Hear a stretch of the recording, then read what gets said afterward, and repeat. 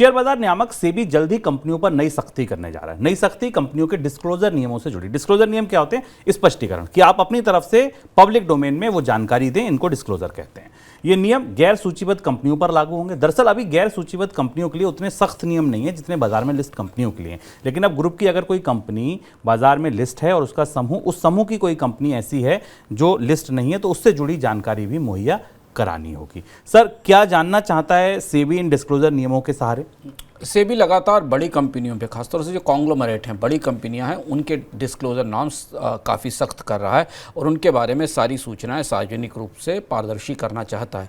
हमने पिछले सप्ताह ही आपको इकोनॉमिका में विस्तार से बताया था कि सेबी को बाजार के पीछे, पर्दे के पीछे क्या चलता हुआ दिख रहा है और उसे सामने लाने की कोशिश में एक और महत्वपूर्ण प्रयास है। हालांकि ये प्रावधान तकनीकी है, पर अगर आप शेयर बाजार में करीब से दिलचस्पी रखते हैं और बाजार के मैनिपुलेशन और प्राइस को की रिगिंग के तौर तरीकों को समझते हैं जो कि बाजार में होते रहते हैं, उस दृष्टि से यह बेहद महत्वपूर्ण प्रस्ताव है।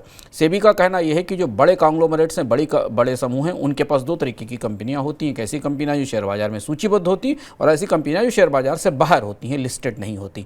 अब नई व्यवस्था के तहत इन्हें उन कंपनियों के बारे में भी पूरी जानकारी सेबी को और मार्केट रेगुलेटर्स को देनी पड़ेगी जो मार्केट में लिस्टेड नहीं है।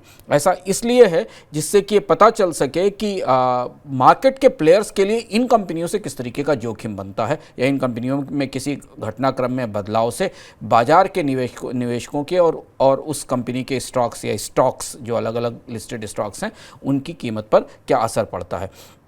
हाँ, और अगर आप भारत के किसी भी बड़े औद्योगिक घराने को देखें, रिलायंस, टाटा, बिरला, महिंद्रा, बजाज, किसी को भी देखें, इन सारे घरानों के पास ऐसी कई कंपनियां हैं जो लिस्टेड नहीं हैं, जो अनलिस्टेड कंपनियां हैं, पर इनमें कारोबार है, ये बिजनेस में शामिल है। और इसलिए हाल में ही आपको याद होगा कि अडानी समूह के बारे में हमने विस्तार से चर्चा की। अडानी समूह के मामले में भी पब्लिक शेयर होल्डिंग और जो ट्रांजैक्शंस थे और जो ऐसी कंपनियां जो ग्रुप से बाहर हैं, उनके बारे में, उनके कामकाज पर भी सवाल उठाए गए थे। तो ये सेबी की तरफ से एक और बड़ा फैसला है जो ट्रांसपेरेंसी के लिए सामने आ रहा है। सर, वायदा बाजार को लेकर भी कुछ तैयारी है, वहां भी कुछ नए नियम लाने की बात, रिव्यू की बात चल रही है सेबी की तरफ से, वो क्या है? सेबी वायदा बाजार को लेकर भी सख्त है क्योंकि फॉरवर्ड और ऑप्शन ट्रेडिंग में सेबी का लगातार एक कहना है कि इसमें नुकसान हो रहा है और निवेशकों को काफ़ी खतरा भी है इसमें ट्रेडिंग करने के लिए। तो सेबी जो अभी एलिजिबिलिटी क्राइटेरिया है डेरिवेटिव सेगमेंट में ट्रेडिंग को लेकर, यानी ट्रेडिंग करने वाले लोगों की एसेट्स कितनी होनी चाहिए, उन्हें किस तरह से सौदे करने चाहिए, अकाउंट्स के प्रोसेस कैसे हों,